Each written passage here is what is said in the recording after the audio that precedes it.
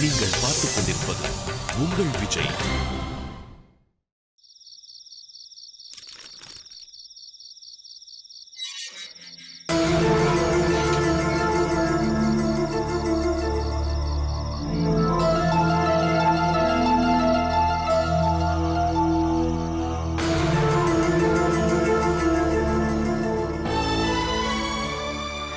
வணக்கம் சார். மெய்யப்பன் வா. மனசெல்லாம் ஒரே துக்கம், ரொம்ப கவலையா இருக்கு சார். யார்கிட்டயாவது மனசை விட்டு பேசணும் போல இருந்தது. அதான் உங்களை பார்க்க வந்துட்டேன். ஏன், என்னாச்சு? இங்க வா. அது ஏன் சார் கேக்குறீங்க? இந்த பெங்களூர் பொண்ணு இல்ல, பெங்களூர் பொண்ணு பிரியங்கா, பாவம் சார், அந்த பொண்ணு இறந்து போச்சு. எந்த பெங்களூர் பொண்ணு? நீ யாரு சொல்ற? அதான் சார், அந்த ஜெயந்தி மேடத்தோட மருமக, அந்த பொண்ணு இறந்து போச்சு. பாவம், யாரோ விஷ ஊசி போட்டு கொன்னுட்டாங்க. கொன்னுட்டாங்களா? யாரு மெய்ப்பன்? அது ஊர்ல இருக்கிறவங்க எல்லாருமே, அதாவது சொந்தக்காரங்களும் ஜெயந்தி மேடம் தான் செஞ்சிருப்பாங்கன்னு சொல்றாங்க.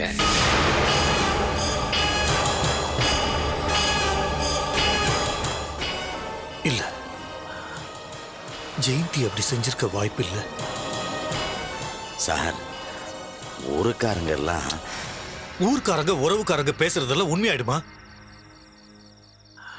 ப்ரொஃபசர் ஜெயந்தி மாதிரி ஒருத்தங்க நிச்சயமா இந்த கொலையை செஞ்சிருக்க முடியாது. இல்ல சார், கண்டிப்பா அவங்க தான் இந்த கொலையை செஞ்சிருப்பாங்களோன்னு எனக்கே சந்தேகமா இருக்கு. நான் இன்னைக்கு அந்த துக்க வீட்டுக்கு போயிருந்தேன் சார். பாவம், அந்த பையன் அருண் தான் பொண்டாட்டி செத்து போனதை நினைச்சு அழுததை பார்த்தப்போ ஏன் கண்ணே கலங்கி போச்சு சார். நான் மட்டும் இல்ல சார், துக்கம் விசாரிக்க வந்த அத்தனை பேரோட கண்ணும் கலங்கி போச்சு. ஆனா அவங்க அம்மா ஜெயந்தியோட கண்ணுல இருந்து ஒரு சொட்டு கண்ணீர் கூட வரல சார். அப்படியே கள்ளு மாதிரி நின்னாங்க. மரணம் நடந்து முடிஞ்சிருச்சு, அழுது என்ன பிரயோஜனம்?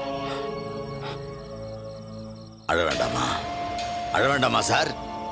என்ன சார் பேசுறீங்க நீங்க? அவங்க வீட்டோட மருமக இறந்து போயிருக்கா, அதுவும் அல்பாயுஸ்ல போயிருக்கா. பெத்த மகனோட துக்கத்தை பார்த்து அம்மாவோட கண்ணுல இருந்து ஒரு சுட்டு கண்ணீராவது வர வேண்டாமா? ஆமா, உங்களுக்கு தான் ப்ரொஃபசர் ஜெயந்தி மேடத்தை யாருன்னே தெரியாது. அப்புறம் எப்படி அவங்க கொலை செஞ்சிருக்க மாட்டாங்கன்னு இவ்வளவு உறுதியா சொல்றீங்க? அது அவங்க ஒரு காலேஜ் ப்ரொஃபசர் இல்லையா, பசங்களுக்கு ஒழுக்கத்தையும் அறிவையும் கத்துக் கொடுக்கறவங்க இல்லையா, அப்படிப்பட்டவங்க எப்படி கொலை செஞ்சிருக்க முடியும்? அந்த அர்த்தத்தில் தான் நான் சொன்னேன். சரி, வரேன்.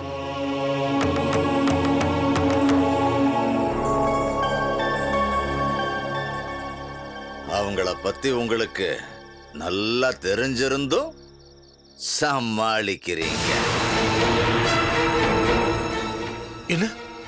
என்ன சொல்ற? இல்ல, அவங்கள பத்தி உங்களுக்கு சரியா தெரியாததுனால அப்படி சொல்றீங்கன்னு சொன்னேன். வரேன்.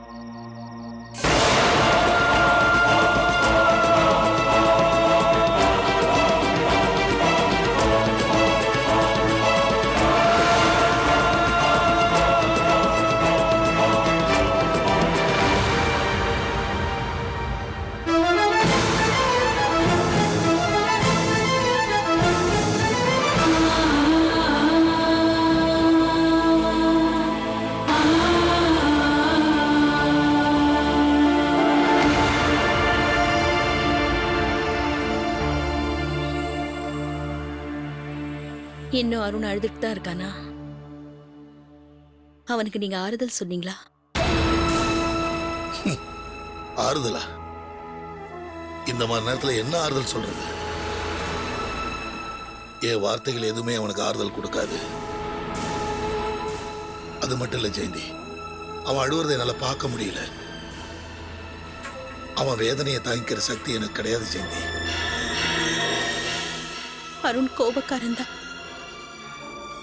மனசுல உள்ளத பட்டு பட்டுன்னு பேசிடுவான். ஆனா அவன் யாருக்கும் கெடுதல் நினைச்சது இல்லையே.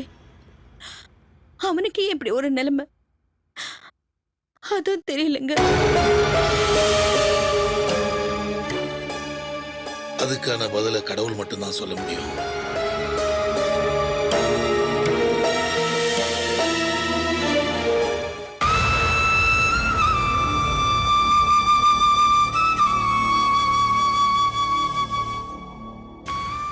இந்தாம்மா.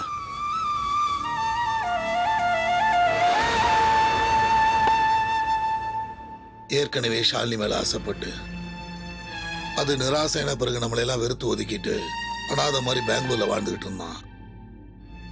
மறுபடியும் நம்ம பையன் நம்ம கிட்ட கொண்டு வந்து சேர்த்தது பிரியங்கா தான். ஷாலினி மேல உள்ள ஆசையெல்லாம் மறந்துட்டு பிரியங்கா அவன் பொண்டாட்டியை ஏத்துக்கிட்டு சந்தோஷமா வாழ ஆரம்பிச்சான். யாரு கண்ணு பட்டுச்சு அவனுக்கு இப்படி ஒரு நிலைமை வந்துடுச்சு. இனி அவனோட வாழ்க்கையை நினைச்சு பார்த்தா எனக்கு ரொம்ப பயமா இருக்கு ஜெயந்தி. ஏங்க அப்படிலாம் நினைக்கிறீங்க? பிரியங்காக்கு ஆக்சிடென்ட் ஆனதுக்கும் அவன் நம்மளை விட்டு போனதுக்கும் ஏதாவது ஒரு காரணம் இருக்கும்.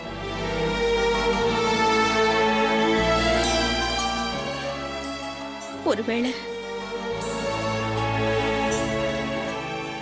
அருணுக்கு பிரியங்கா விட வேற நல்ல பொண்ணு பொண்டாட்டியா வரணுங்கிறதுக்காக தான் நடந்திருக்கோம் என்னமோ. என்ன பேச்சு பேசுற ஜெயந்தி நீ? நம்ம வீட்டு மருமக அல்பாயுசுல போயிட்டாலன்னு நாங்களாம் கவலைப்பட்டு இருக்கோம். அந்த கவலை கொஞ்சம் கூட இல்லையா உனக்கு? அருணோட வேதனை பத்தி கவலைப்படுற நீ பிரியங்கா சாவை பத்தி கவலைப்பட்ட மாதிரி எனக்கு தெரியலையே. பாவம் அந்த பொண்ணு. யாரு ஏன் இப்படி பண்ணாங்கன்னு நானே குழம்பி போய் நிக்கிறேன். ஆனா நீ கொஞ்சம் கூட ஈவை இறக்கலாமா பேசிட்டு இருக்க? சாவு போன நேரத்துல அந்த பொண்ணோட வயித்துல நம்ம வீட்டு வாரிசை சுமந்துட்டு செத்துருக்கா.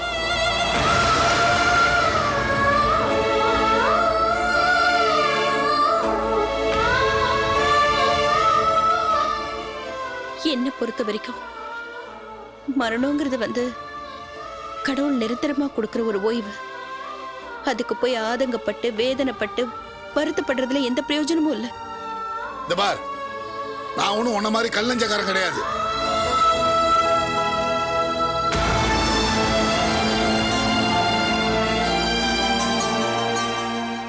ஏன் இப்படி ஆத்திரப்படுறீங்க? நான் இப்ப எது சொன்னாலும் உங்களுக்கு கோவம் தான் வரும். யோசிச்சு பாருங்க. அருண் பொண்டாட்டி எழுந்து உட்கார்ந்துருக்கான். அவனை சமாதானம் பண்ணாம நாம இமோஷனலா ஆயிட்டு இருந்தோம்னா அவன் எப்படி இந்த வேதனையிலிருந்து வெளியில கொண்டு வருது? நாம எப்படி அருணை நார்மல் லைஃப்க்கு கொண்டு வருதுன்னு அதை பத்தி தான் யோசிக்கணும்.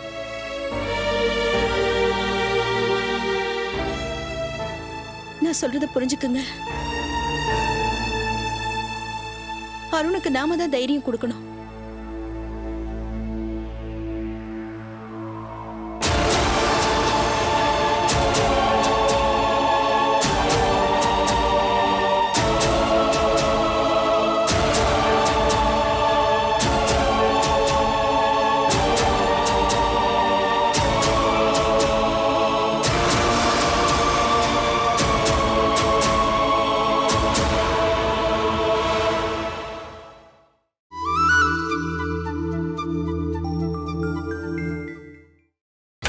நீங்கள் பார்த்துக் கொண்டிருப்பது உங்கள் விஜய்.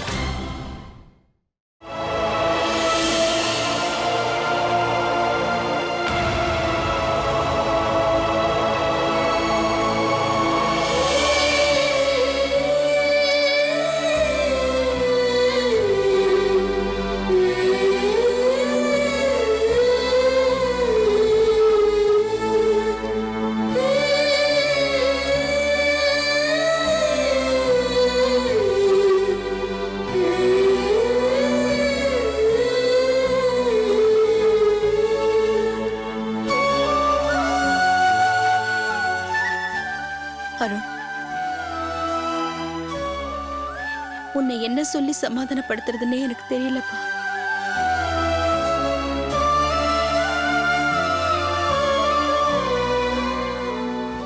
கொஞ்ச நாளாவே மரணத்தை பத்தி அவ என்கிட்ட பேசிட்டு இருந்தாமா. அவளுக்கு ஏதோ ஆயிடும்னு ரொம்ப பயந்துட்டு இருந்தா. அப்படி எதாவது ஆயிடுச்சுன்னா என்ன 2வது கல்யாணம் பண்ணிக்க சொல்லிட்டு இருந்தா. தனக்கு சாவு வரப்போகுதுங்கிறது அவளுக்கு முன்னாடியே தெரிஞ்சிருக்குமா.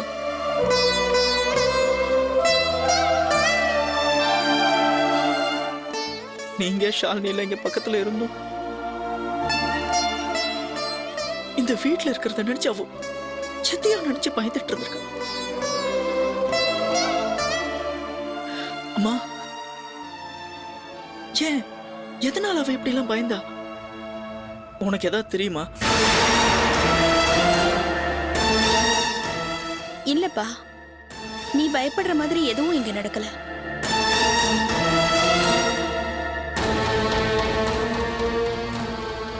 யாருக்கும் எதுவும் தெரியாது, அப்படி எதுவும் நடக்கல. ஆனா எல்லாம் முடிஞ்சு போச்சேம்மா.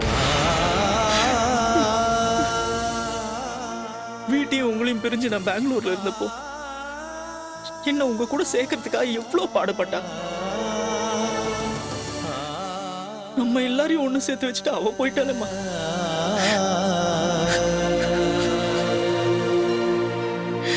போயிட்டா.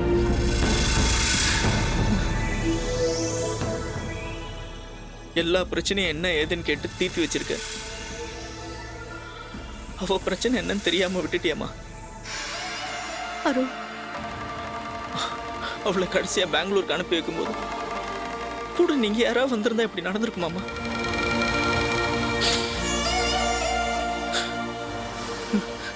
அவ மட்டும் போலமா, அவ வயத்துல இருந்து என் குழந்தையும் போச்சுமா. அருண், அருண் அழாதப்பா. தைரியமா இருக்கணும் அருண்.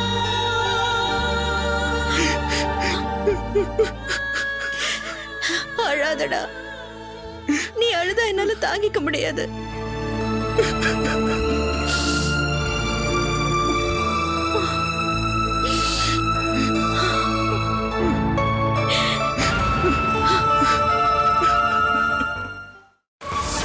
யாரு யார் கொலை பண்ணாங்க?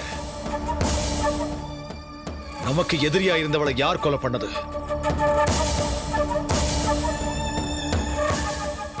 யாரு? நாம இல்லாம அவளுக்கு வேற எதிரி யாரு?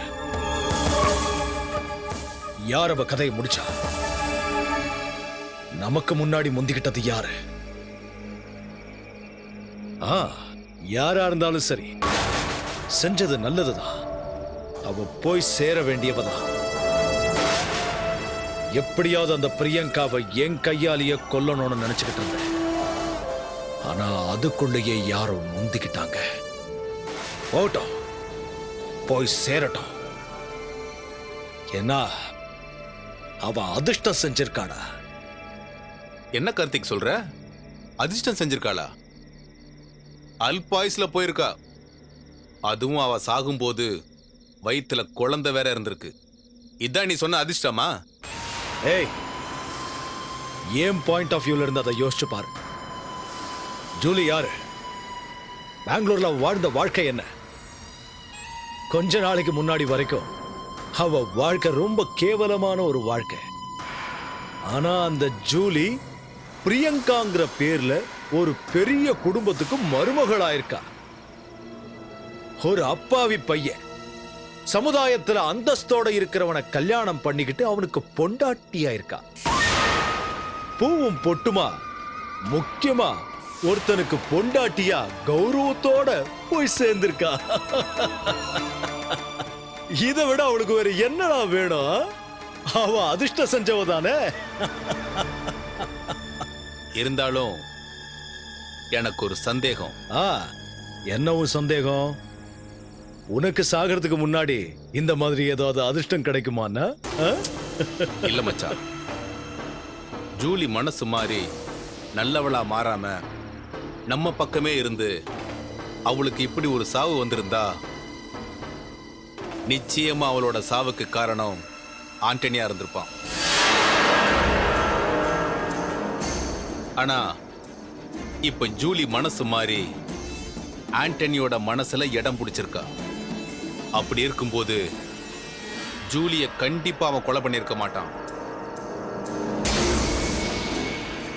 அப்ப ஜூலிக்கு யமனா வந்தவன் யாரு? டேய், அதுல என்னடா சந்தேகம்? அவளை கொலை பண்ணது ஆண்டனி தான். பெர்ஃபெக்டா செஞ்சுட்டான்.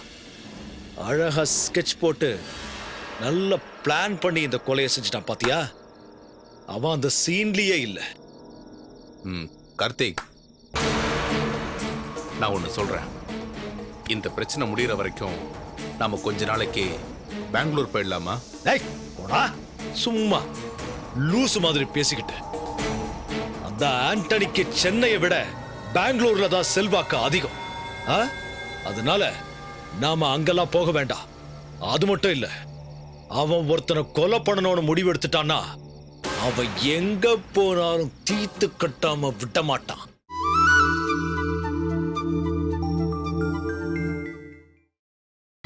நீங்கள் பார்த்துக் கொண்டிருப்பது உங்கள் விஜய். அவன் ஒருத்தனை கொலை பண்ணணும்னு முடிவு எடுத்துட்டான்னா அவன் எங்க போனாலும் தீத்து கட்டாம விட மாட்டான். அதனால வர பிரச்சனைய நாம எப்படி ஃபேஸ் பண்றதுன்னு முதல்ல யோசிக்கணும். முதல்ல நீ என் பேச்ச கேட்கணும்.